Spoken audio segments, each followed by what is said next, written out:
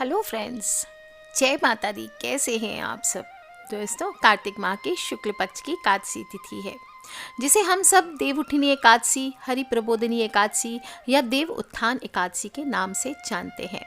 आषाढ़ माह के शुक्ल पक्ष की एकादशी से 4 महीने के लिए भगवान विष्णु प्रतीकात्मक रूप से सो जाते हैं और फिर चातुर्मास के बाद सीधा कार्तिक माह के शुक्ल पक्ष की एकादशी को ही जागते हैं।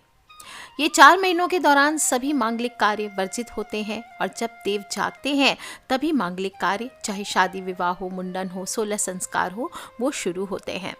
इस दिन भगवान विष्णु के उठने के कारण ही देव उठनी, देव जागरण या उत्थान एकादशी मानी जाती है। इस बार 2020 में यह तिथि 25 नवंबर बुधवार के दिन मनाया जा रहा है। एकादशी तिथि का प्रारंभ 24 नवंबर की मध्य रात्रि 2:43 पर हो जाएगा और समापन 26 नवंबर की सुबह 5:11 पर होगा। द्वादशी तिथि का आरंभ 27 नवंबर की सुबह 7:47 तक रहेगी। ऐसे में एकादशी पूरे 25 नवंबर को पूरे टाइम रहने वाली है। एकादशी का पारण 26 नवंबर की सुबह 10 बजे किया जा सकता है। और आपको बता दूं, देव उठनी एकादशी पर इस बार बहुत ही शुभ संयोग भी बना है। बहुत ही शुभ योगों में एक के बाद एक त्योहार आ रहे हैं। शुरुआत इसकी सर्वार्थ सिद्धि योग से हो रही है, जिसमें व्रत करने से अक्षय पुण्य की प्राप्ति होती है, मन चाहा वरदान मिलता है। और इसके बाद रवि योग पड़ रहा है, जो सुबह 6:52 से शाम को 6:21 तक रहने वाला है।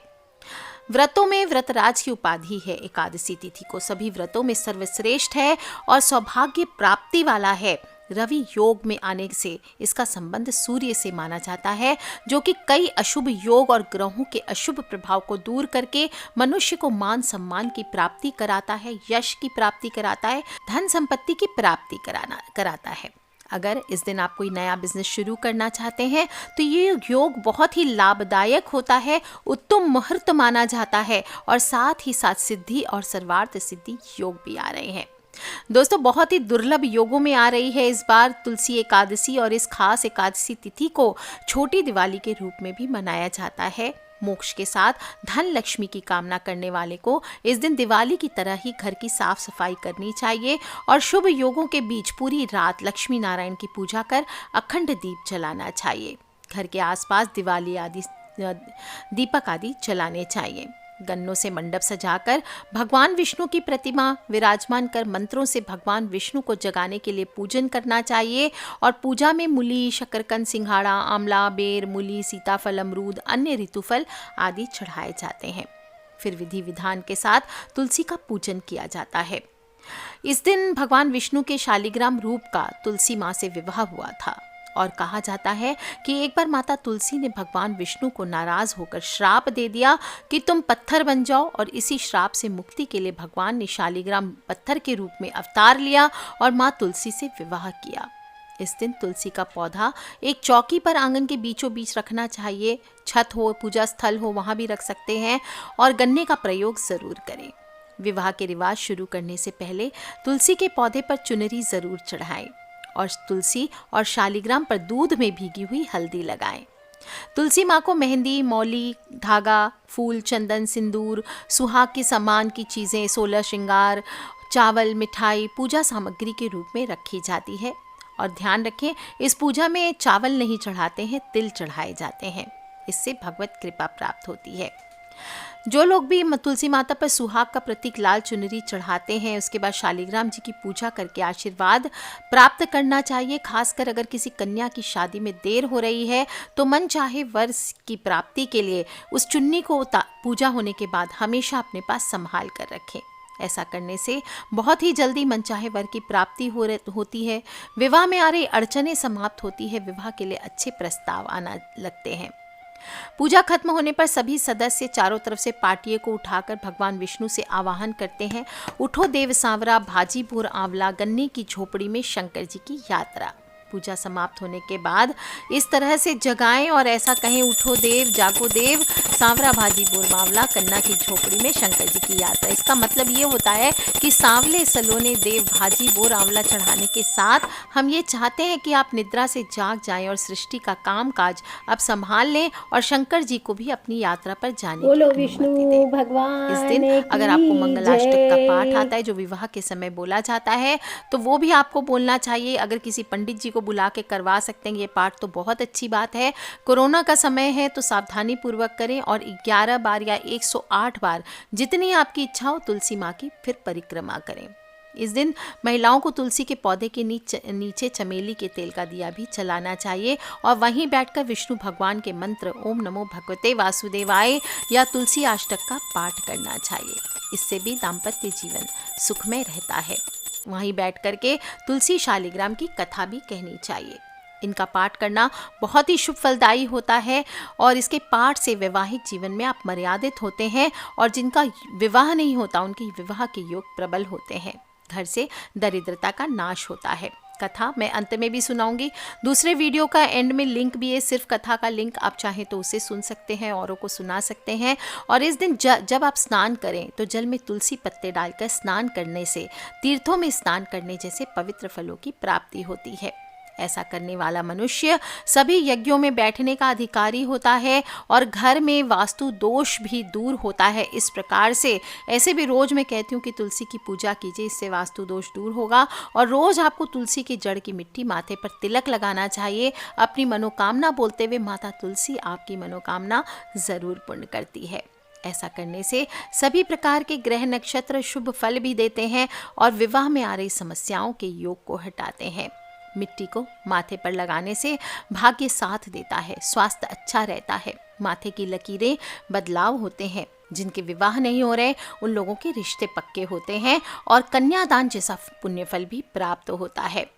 आप चाहें तो इस दिन मन में संकल्प कर लें कि कुछ धन किसी कन्या के विवाह में दान करूंगा और उस धन को आप अपने आसपास हो रही किसी कन्या के विवाह में गुप्त रूप से दान कर दीजिए और उस धन का कोई से भी जिक्र ना करें। ऐसा करने से भी आपके घर में अगर कोई कुंवारा है तो उसके विवाह के योग बनते हैं, योग्य वर वधू की प्राप्ति होती है और भोलेनाथ और माता पार्वती का आशीर्वाद भी आपको मिलता है।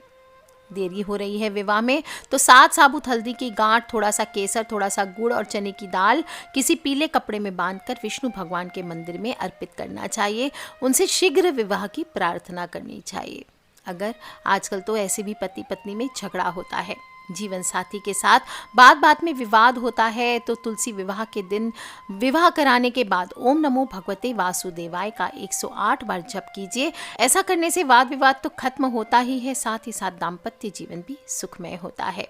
इस दिन आप चाहें तो राधा कृष्ण की आलिंगन बद्ध तस्वीर अपने बेडरूम में आपको लगानी चाहिए। ऐसा करने से आप और आपकी पत्नी के बीच में प्यार बढ़ेगा। नकारात्मक शक्ति के चलते अगर कलह ही कलह हो रही, कोई तीसरा घुस गया है, तुलसी विवाह के दिन आपको तुलसी के कुछ पत्ते तोड़कर उसे पानी में रख देने चाहिए। पहले ही रख दें, इस दिन तुलसी के पत्ते नहीं तोड़े जाते। और फिर उस तुलसी विवाह के दिन उस जल को अपने घर के मुख्य द्वार पर डाल दें। ऐसा करने से दाम्पत्य जीवन के सारे कष्ट दूर होते हैं, पति पत्नी के बीच में प्रेम का संचार होता है। अगर किसी मनुष्य के दाम्पत्य जीवन में कलह मची रहती है तो उस दिन तुलसी माँ का जो तुलसी माँ को चढ़ाया हुआ श्रृंगार है या चुन्नी है वो किसी सुहागन स्त्री को दान दे देना चाहिए या फिर देवी लक्ष्मी के मंदिर में अर्पित कर देना चाहिए। ऐसा करने से भी दाम्पत्य जीवन के सभी कष्ट दूर होते हैं, पति पत्नी के बीच प्रेम का संचार होता है। आज के दिन आप तुलसी के पौधे के नीचे गाय के घी का, सरसों के तेल का या चमेली के तेल का दिया 43 डेज तक आज से शुरू करके रोज जलाएं। इससे भी आपका वैवाहिक जीवन सुखमय होता है। भगवान श्री हरि नारायण की तस्वीर और तुलसी के 11 पत्ते अपने सोने वाले कमरे में इस दिन रख लीजिए और ऐसे में आपके और आपके साथी के बीच में प्रेम बढ़ता है। आपको बता दूं, जिस भी लड़के के विवाह में रुकावटें आ रही है वह तुलसी विवाह के दिन व्रत रख करके जिस समय शालिग्राम का तुलसी जी से विवाह हो रहा है उस समय शालिग्राम को हाथ में उठाकर उनके फेरे करवाएं और फेरे के बाद उनका कोई वस्त्र अपने पास रख लें और कलंगी चढ़ाएं। ऐसा करने से भी उस लड़के की विवाह की सभी रुकावटें समाप्त हो जाती है। अगर आपको लगता है किसी ने घर में किसी को कुछ बांध दिया है, कुछ कर दिया है, तो तुलसी विवाह के दिन तुलसी के 7 पत्ते तुलसी दल और 7 काली मिर्च अपनी मुट्ठी में ले लीजिए। उसके बाद जिसको नज़र उतारना है उसे लिटाकर बंद मुट्ठी उस व्यक्ति के सिर से पैर तक ओम नमो भगवते वासुदेवाय का मंत्र बोलकर 21 बार उतार लेना है। इसके बाद काली मिर्च पीड़ित व्यक्ति को चबाने दे दें और तुलसी के पत्तों को हाथ से मसलकर निगलने के लिए दे दें। फिर लेटाकर उसको पाँव के तलवों को झाड़ दें। किसी कपड़े से 7 या 11 बार झाड़ दीजिए। इससे बुरी नज़र का प्रभाव दूर होता है। एकादशी के दिन जो भी व्रत कर रहे हैं उन्हें ध्यान रखना चाहिए। इस रात्रि को रात्रि जागरण करना चाहिए।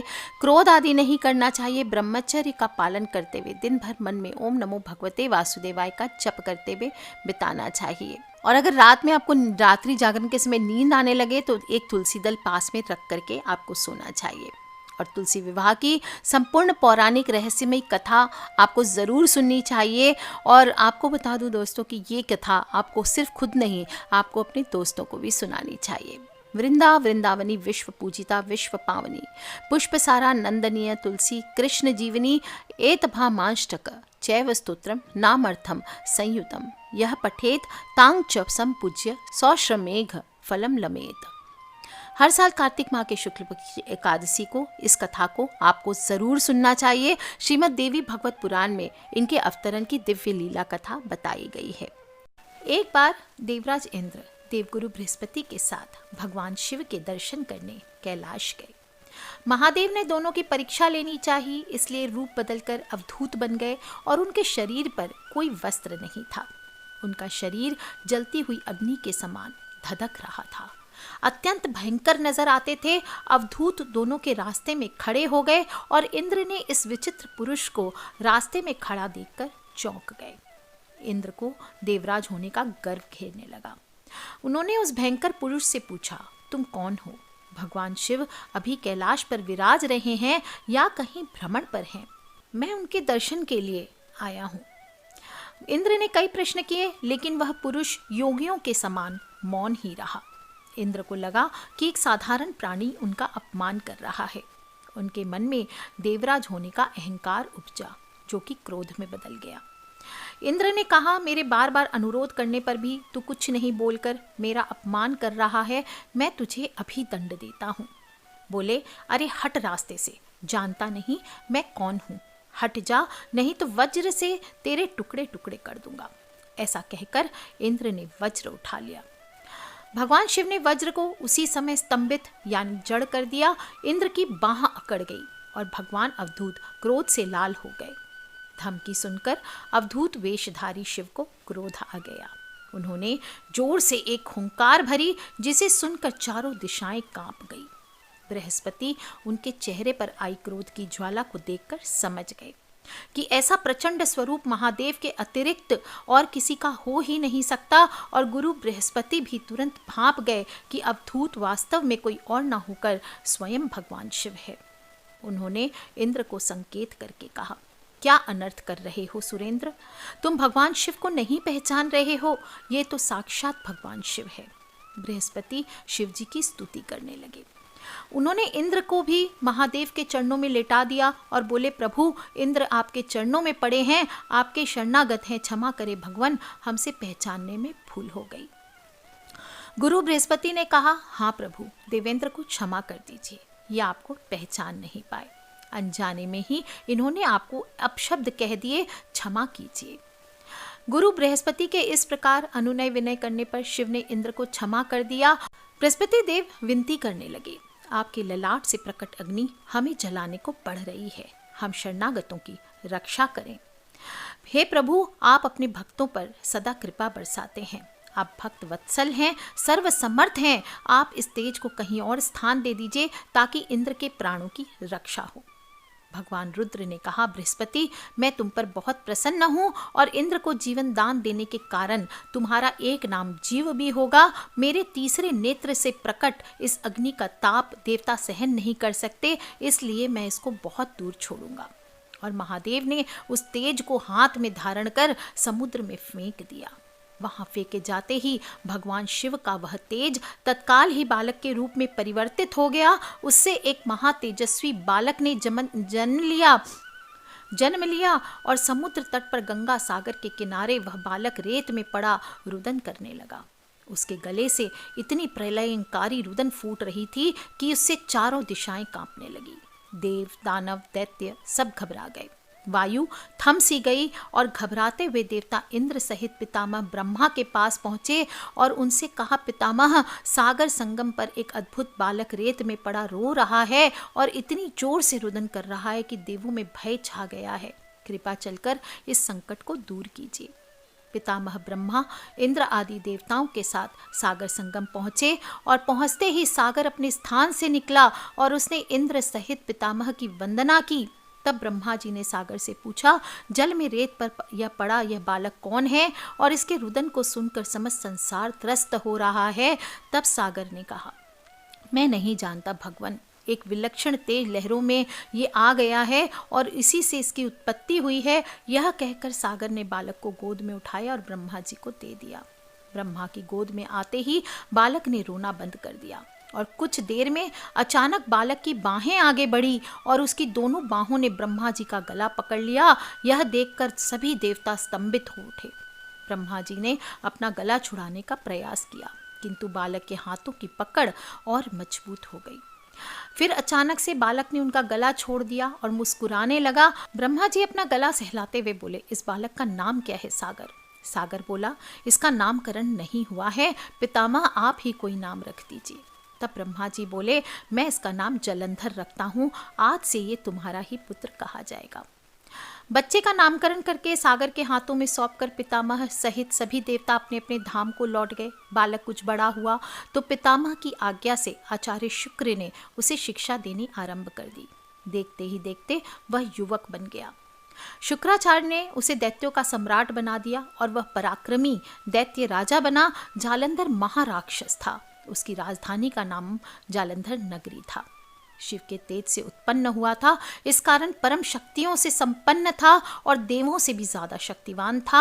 और वह उस तेज से पैदा हुआ था जो इंद्र को समाप्त करने वाला था। इसलिए असुरों ने उसे अपना राजा बनाया और कालनेमी नामक एक असुर की वृंदा नामक कन्या से उसका विवाह कर दिया। अच्छा, इसके आगे की कथा आपको कोई नहीं बताएगा। आज बताती हूँ कालनेमी ने वृंदा का विवाह जालंधर से क्यों किया, इसका भी रहस्य है। कालनेमी एक ऐसा दैत्य जिसने कलयुग तक भगवान का पीछा नहीं छोड़ा। सतयुग में 2 महाशक्तिशाली दैत्य पैदा हुए थे, आपको कथा पता ही होगा, हिरण्यकश्यप और हिरण्याक्ष। ये इतने शक्तिशाली थे कि इनका वध करने को स्वयं भगवान विष्णु ने अवतार लिया था और हिरण्याक्ष ने अपनी शक्ति से पृथ्वी को सागर में डुबो दिया था। तब नारायण ने वराह अवतार लेकर हिरण्याक्ष का भी वध किया था। हिरण्याक्ष के 2 पुत्र थे, अंधक और कालनेमी, जो उसके समान ही शक्तिशाली थे। जब तक उनके चाचा हिरण्यकश्यप जीवित रहे, उन्होंने उनकी संरक्षण में जीवन बिताया। किंतु जब नारायण ने नरसिंह अवतार लेकर हिरण्यकश्यप को मार दिया, तब दोनों भाई ने प्रतिशोध लेने की ठानी। अंधक अपनी महान शक्ति के मद में आकर देवी पार्वती से धृष्टता कर बैठा और महारुद्र के हाथों मारा गया। तब कालनेमी ने महादेव से प्रतिशोध लेने हेतु अपनी पुत्री वृंदा, जिसे ये वरदान प्राप्त था कि उसके होते उसकी पति को कोई मृत्यु प्राप्त नहीं हो सकती, और इसलिए उसका विवाह जालंधर नामक दैत्य से कर दिया, जो महादेव का घोर शत्रु था।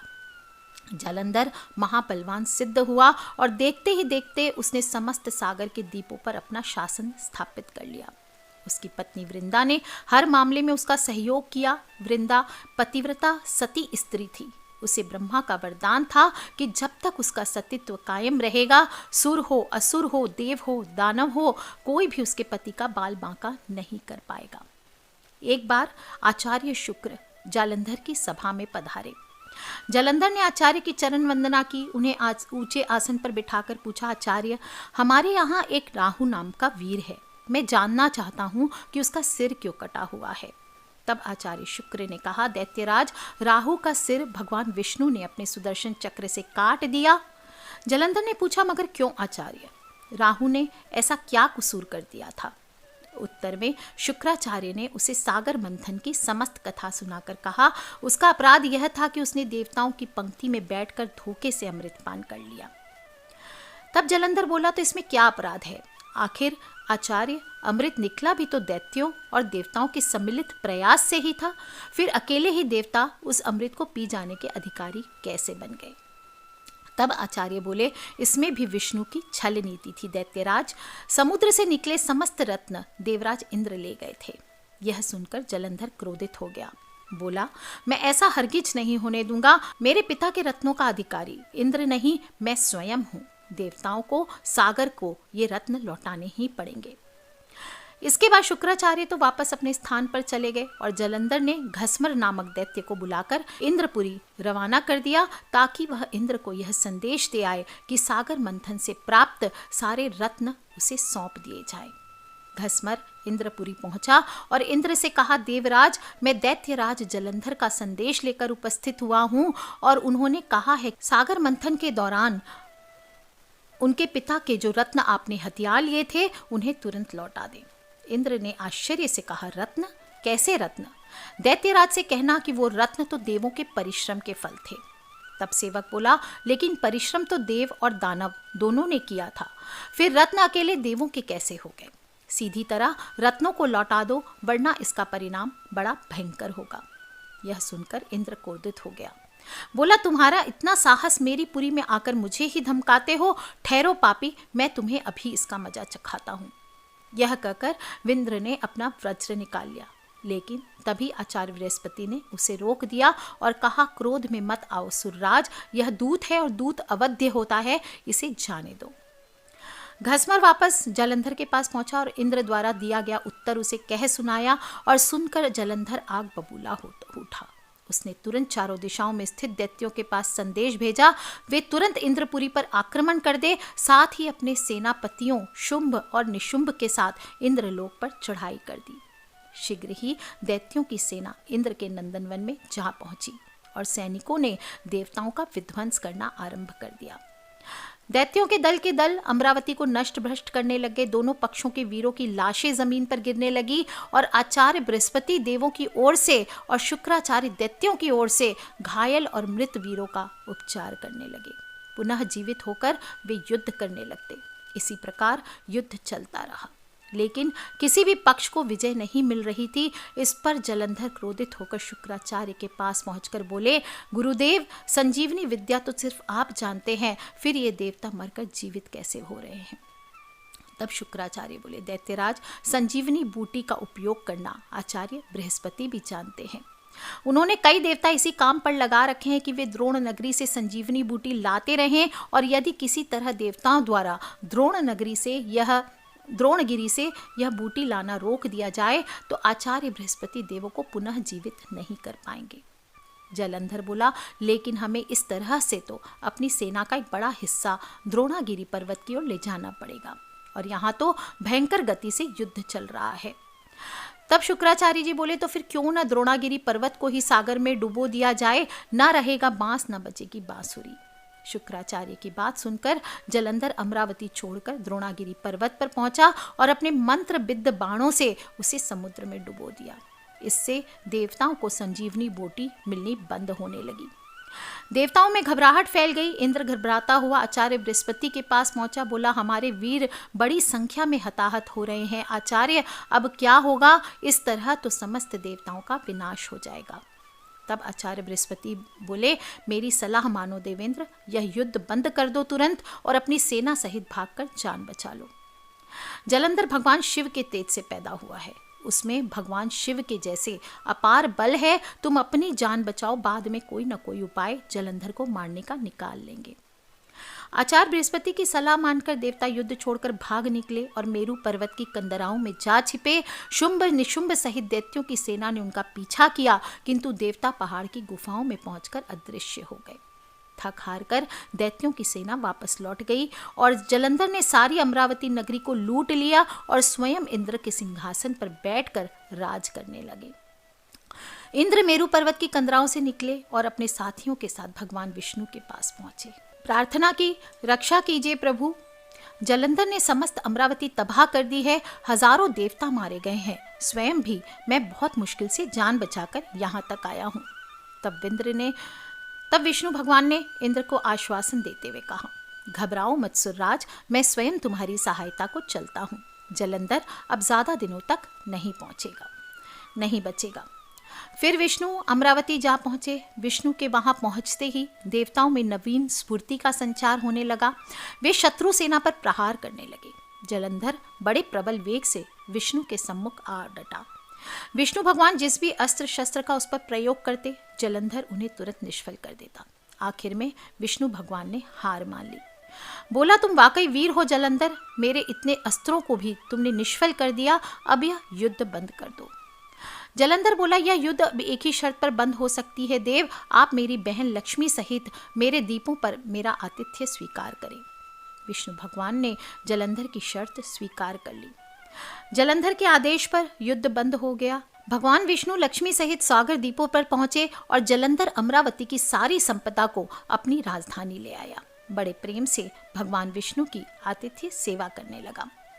एक दिन देवर्षि नारद उनकी सभा में पधारे। जलंधर ने उनका स्वागत सत्कार किया। नारद जी बोले, दैत्यराज, इस समय समस्त ऐश्वर्य तुम्हें उपलब्ध है, किंतु एक चीज की कमी है। जलंधर बोला, कमी? किस चीज की कमी है देवर्षि? सब कुछ तो मेरे पास मौजूद है।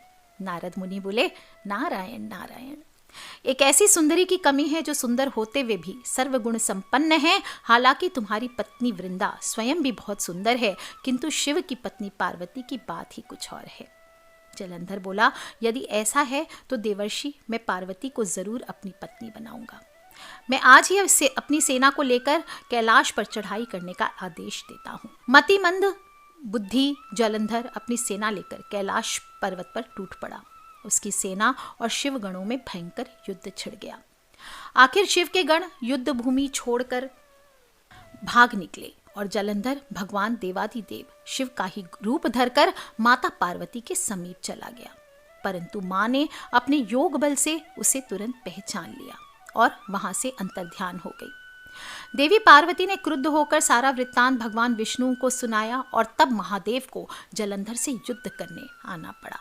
विवश होकर भगवान शिव युद्ध भूमि में पहुंचे और अपने स्वामी की उपस्थिति में शिव गणों का उत्साह बढ़ गया। वे तीव्र वेग से दैत्य सेना पर टूट पड़े और उनका संहार करना शुरू कर दिया। शिव जलंधर के सम्मुख आ डटे और दोनों में विकट युद्ध छिड़ गया। दूसरी ओर भगवान विष्णु को सब पता था। अपनी ओर से वे कुछ और ही माया रच रहे थे। वृंदा के सतीत्व के कारण हर बार भगवान शिव का हर प्रहार जलंधर निष्फल कर दे रहा था और जलंधर की पत्नी अत्यंत पतिव्रता स्त्री थी और जिसकी वजह से हर प्रहार निष्फल हो रहा था। अंत में देवताओं ने मिलकर योजना बनाई और भगवान विष्णु जलंधर का वेश धारण करके वृंदा के पास पहुंचे, जहां वृंदा अकेली भ्रमण कर रही थी। भगवान के साथ 2 मायावी राक्षस भी थे, जिन्हें देखकर वृंदा भयभीत हो गई।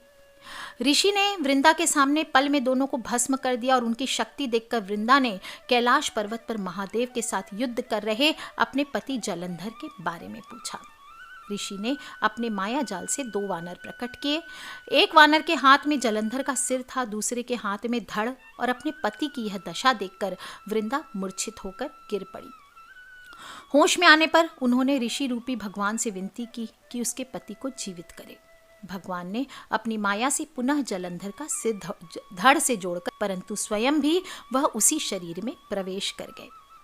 वृंदा को इस छल का जरा भी आभास नहीं हुआ और जलंधर बने भगवान के साथ वृंदा पतिव्रता का व्यवहार करने लगी, जिससे उसका सतीत्व भंग हो गया। और ऐसा होते ही वृंदा का पति जलंधर युद्ध में हार गया।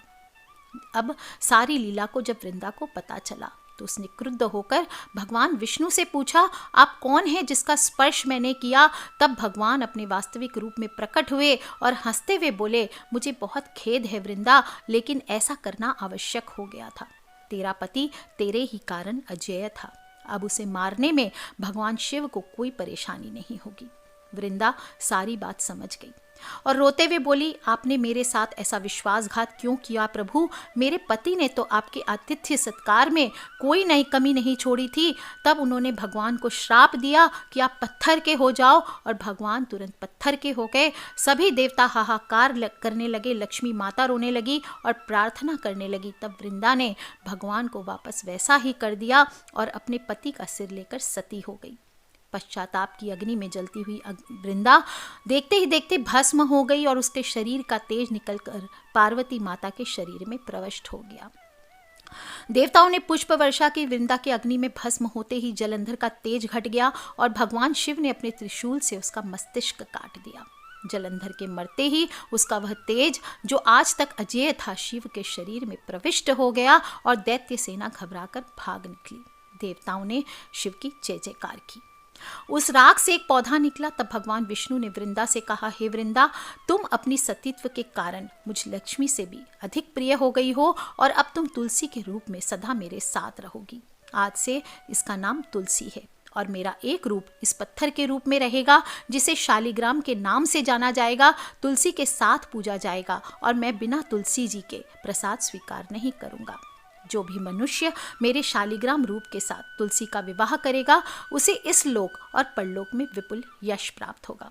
तब से तुलसी जी की पूजा सभी करने लगे और तुलसी जी का विवाह शालिग्राम जी के साथ कार्तिक माह में किया जाने लगा। देव उठनी एकादशी के दिन इसे तुलसी विवाह के रूप में मनाया जाने लगा। आज के लिए इतना ही। जिस घर में तुलसी होती है वहाँ यम के दूत भी असमय नहीं आते और उस दैत्य जलंधर की यह भूमि जलंधर नाम से आज भी विख्यात है और सती वृंदा का मंदिर मोहल्ला कोट किशनचंद में आज भी स्थित है। सती वृंदा देवी के मंदिर में पूजा करने से मनुष्य की सभी मनोरथ जरूर पूर्ण होती है। आज के लिए इतना ही।